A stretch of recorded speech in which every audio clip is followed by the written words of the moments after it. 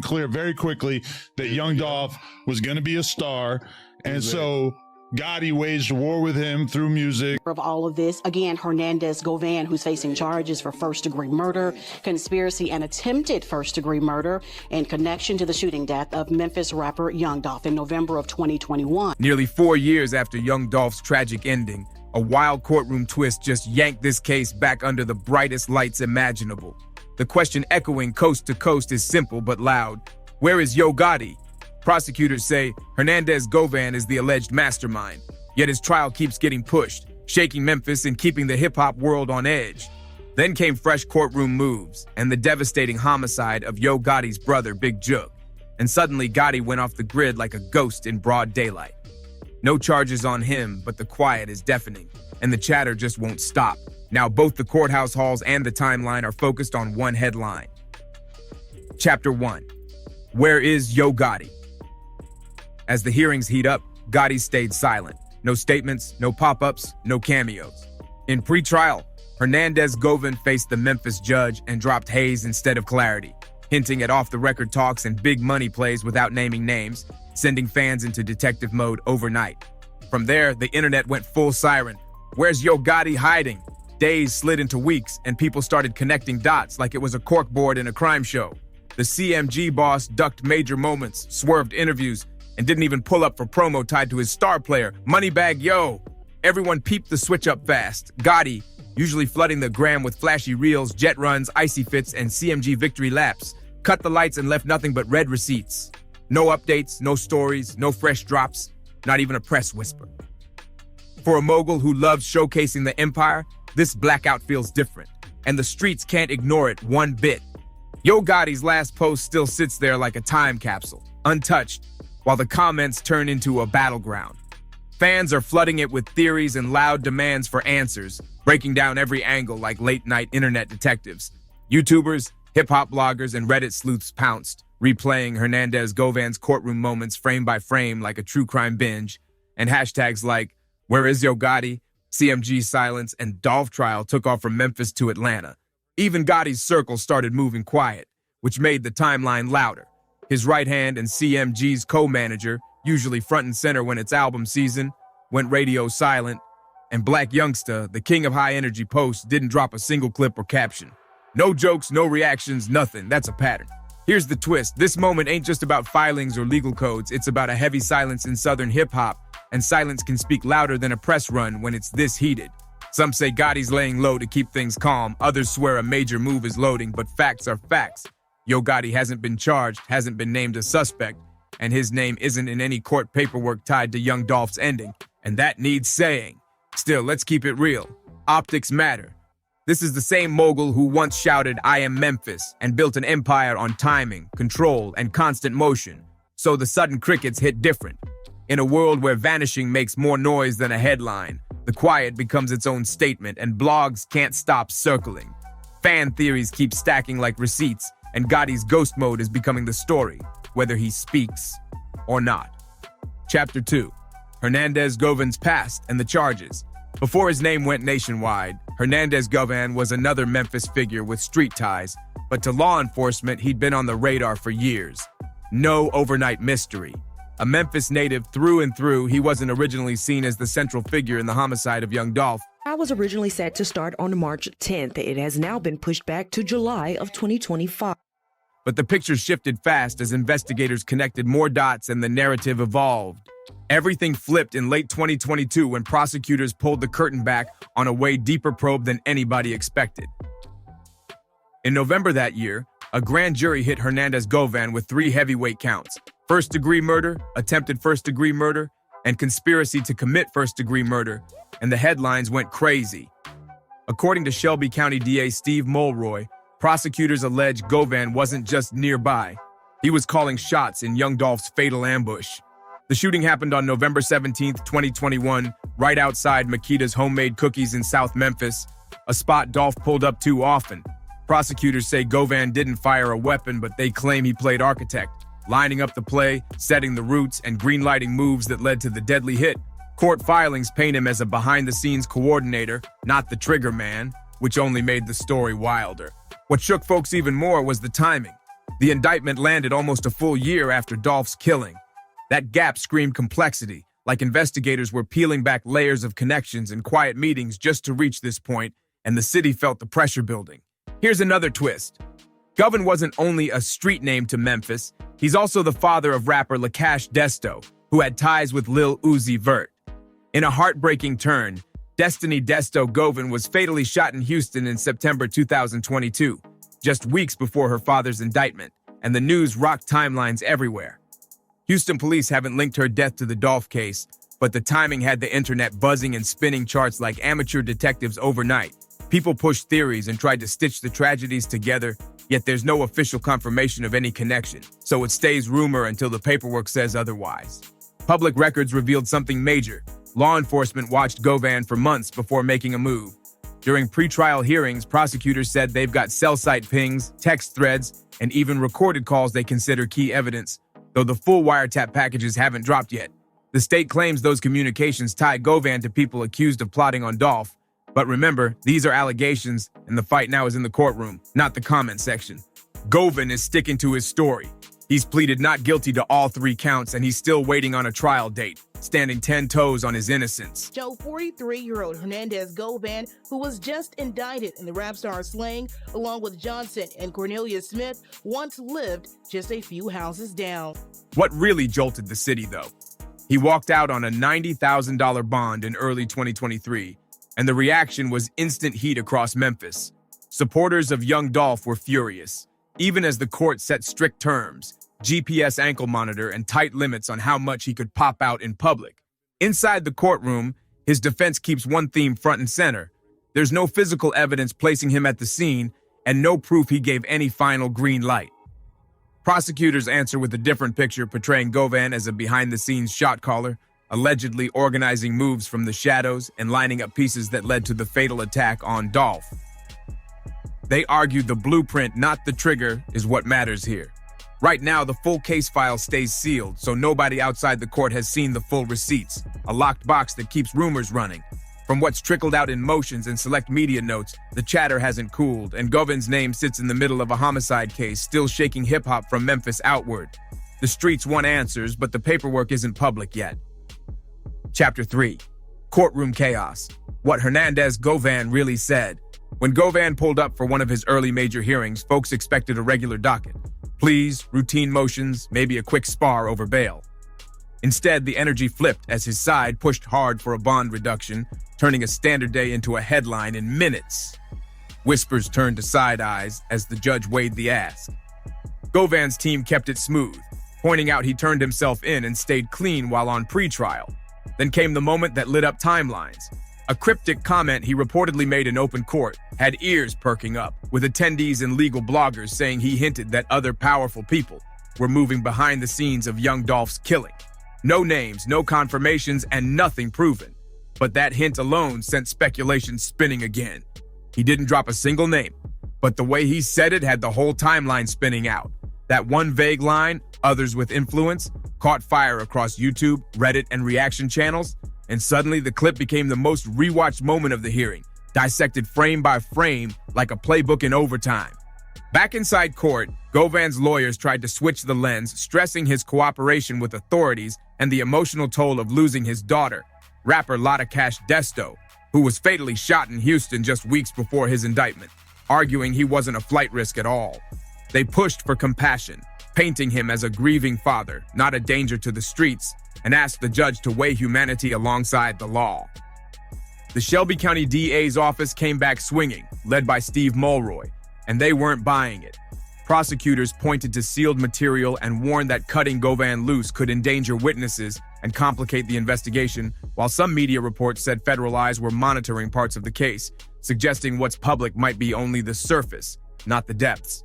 In open court, prosecutors also said more people might still face charges, though they offered no names and no specifics, which only raised more eyebrows and more questions. They argued Govan's reach could influence others tied to the alleged conspiracy, risking pressure on witnesses and interference with ongoing work behind the scenes. At first, the judge wasn't moved and denied the bond request, citing the heavy counts and the risks that came with them. But after more rounds, a bond was eventually granted anyway, And that switch-up sparked fresh backlash across Memphis and beyond, lighting comment sections and barbershop debates all over again. In the court of public opinion, Hernandez Govan's fuzzy courtroom phrasing grew legs and started sprinting on its own. One short, mysterious line, others with influence, ignited a wildfire of theories, and timelines lit up like a switchboard overnight. Some fans swear he hinted at a deeper, darker setup, while others think he was nodding toward big Memphis names that haven't stepped into the light yet. Let's keep it clean. Govan didn't name a soul, period. No Yo Gotti, no CMG members, no celebrity shoutouts, and to this day, there are zero official links between that line and any high-profile figure. The court hasn't dropped a full transcript of that moment, and his team hasn't offered follow-ups either, but the internet didn't wait a second to spin. What could have been a basic legal maneuver turned into a full-blown digital obsession. That hearing wasn't just another date on the docket. It cracked open a floodgate of rumors. Indictment coming less than 2 months after Govan's daughter, 25-year-old Destiny Govan, an up-and-coming rapper by the name of Lotta Cash Desto, was fatally shot in Houston. Reddit deep dives and late-night think pieces, and the silence from prosecutors, no confirmation, no denial, only poured gas on the conversation. Chapter 4. CMG Under Fire. The Internet Connects the Dots. CMG Collective Music Group, founded by Memphis powerhouse Yo Gotti, has been a giant in Southern hip-hop for years, stacking wins with Moneybagg Yo, 42 Doug, ESTG, Glorilla, and Black Youngsta on the roster. The brand mixed street grit with mainstream motion, building a machine that rarely misses. Since Young Dolph's homicide in 2021, though, CMG's been stuck in the eye of an online storm, fair or not. To be crystal, there's no evidence, no paperwork, and no legal finding tying CMG to the case, and that matters big time. Still, the web went full detective mode, reading between lines that may not even be connected. Hip-hop blogs, YouTubers, Twitter threads, and Reddit sleuths keep stitching timelines together, some built on old friction, some pure speculation, and the marquee tension between Young Dolph and Yo Gotti sits center stage in those narratives. Until receipts appear in actual filings, it's chatter, not proof, but the noise keeps getting louder by the day. Their friction runs deep and reportedly spiked when Gotti tried to sign Dolph to CMG, and Dolph shut it down in public. From there, the energy turned meaner, and by 2017, things were off the charts. Dolph's bulletproof SUV was hit with well over 100 rounds in Charlotte, North Carolina, a scene that shocked even veteran officers. According to local reports and Charlotte-Mecklenburg police, Yo Gotti was briefly listed as a person of interest, not off hard evidence, but because the rivalry was widely known. He was quickly cleared and never charged, while Black Youngsta, one of CMG's most high-profile signees, was arrested in connection with that same shooting, drawing cameras and headlines fast. Even after that case cooled, the mark stayed and fans kept receipts in their heads like it happened yesterday. So when Govan dropped that cryptic courtroom line years later, the internet instantly linked it to old scars, old rivals, and the still unanswered pieces around Dolph's killing, sending timelines into overdrive. Black Youngsta avoided prison after facing multiple felony counts, and by 2019 the charges were dismissed for lack of evidence. Full stop. The legal system moved forward, but the web kept digging, and once Hernandez Govan was indicted in 2022, YouTube and TikTok morphed into do-it-yourself investigation labs overnight. Bloggers went deep in the archives, scrubbing old IG lives, parsing CMG lyrics, and cross-referencing names from Govan's circle like a late-night crime board. One viral video even alleged Govan had past links with people loosely connected to CMG, but no official agency has confirmed any such connection, and that disclaimer matters big time. Then things got extra weird. Users spotted unfollows, CMG timelines turned unusually quiet, and some of Gotti's close affiliates stepped out of the spotlight. For a label that usually floods feeds with plaques, private jets, and #1 celebrations, that sudden quiet hit like a siren, and people couldn't help noticing the silence getting louder by the day. Bottom line, no court has linked CMG, its bosses, or any artist to Young Dolph's death, and that's the legal reality right now. No subpoenas, no charges, no verified ties, nothing. And legally, CMG stands clear, even if the public conversation keeps buzzing like a hive. Meanwhile, fans turn full-time sleuths, stitching timelines from lyrics, old interviews, and digital breadcrumbs, and Gotti's ghost mode silence only amped the chatter more. One viral commenter said it straight. I hate to say it, man, but somebody gotta ask. Somebody gotta go down. Theories are stacking, the pressure is real, and only a courtroom can sort what's fact from fantasy. Hernandez Govan, one of the prime suspects in the rapper's death, is now out of jail on a $90,000 bond. It was previously held without bond. Prosecutors and his defense came to an agreement to grant bond today with What began as a criminal case has blown into a cultural flashpoint. Rap, reality, and reputation getting pried apart in real time, with every post and clip under the microscope. CMG isn't just a label in this moment. It's a talking point shaping timelines way beyond music. Chapter 5. The day Young Dolph was assassinated. How it went down. November 17th, 2021, early afternoon, Young Dolph, born Adolph Thornton Jr., pulled up to Makita's homemade butter cookies, a beloved black-owned spot in South Memphis he always supported. For Dolph, it wasn't just a snack run, it was home turf. Love for the city on display. He'd been there many times before, including just days earlier, keeping it routine and familiar like any regular stop in the neighborhood. That Wednesday was supposed to be quick, in and out, but minutes after he stepped inside Makita's, the vibe flipped from normal to nightmare. A white Mercedes-Benz rolled up outside, and cameras caught what came next in chilling, silent frames. Two masked shooters jumped out, faces covered, movements locked in, and opened fire through the glass storefront with automatic weapons, unleashing a barrage in seconds. It was fast, cold, and calculated. An ambush that stunned the block and sent shockwaves through the city. Dolph was struck multiple times, and surveillance video appeared to show he never even reached for his weapon. No chance to defend himself at all. He lost his life right there inside the shop at just 36. And it was over in seconds. Memphis and the whole hip-hop world collapsed into grief on the spot because this didn't look random or like a robbery at all. It felt like a targeted hit in broad daylight in the very neighborhood Dolph poured love into, where he spent money with locals and showed up with pride. The boldness stunned everyone, from Memphis blocks to global stages, because the attackers moved like they knew the timing. Within hours, police released stills from the shop's cameras, showing two masked figures in hoodies carrying rifles, and the manhunt kicked off fast. Detectives got moving, and the internet clocked in too, breaking down every frame like a film study session. Folks zoomed in on shoes, hoodies, and that white Benz, which later turned up dumped behind an abandoned house in South Memphis. Then came the twist. The same car had already been tied to a previous shooting in Covington, Tennessee, hinting this wasn't a one-off mission. That discovery had people saying this ride was part of a bigger play. Weeks passed and the first arrest popped. Justin Johnson, aka Straight Drop, a Memphis rapper with a record, was charged with first-degree murder, making headlines everywhere. Not long after, Cornelius Smith was arrested and indicted for an alleged role in the ambush, turning up the pressure on the case. Months later, the shocker hit. Hernandez Govan was indicted, even though he wasn't one of the shooters and wasn't at the scene, according to filings. Prosecutors said he was the alleged organizer, the one who lined up the moves from the background. Shelby County DA Steve Mulroy's office alleges Govan put the plan together, soliciting the killing and coordinating the hit from the shadows. He was charged with first-degree murder, attempted first-degree murder, and conspiracy to commit first-degree murder, and those counts landed like a hammer.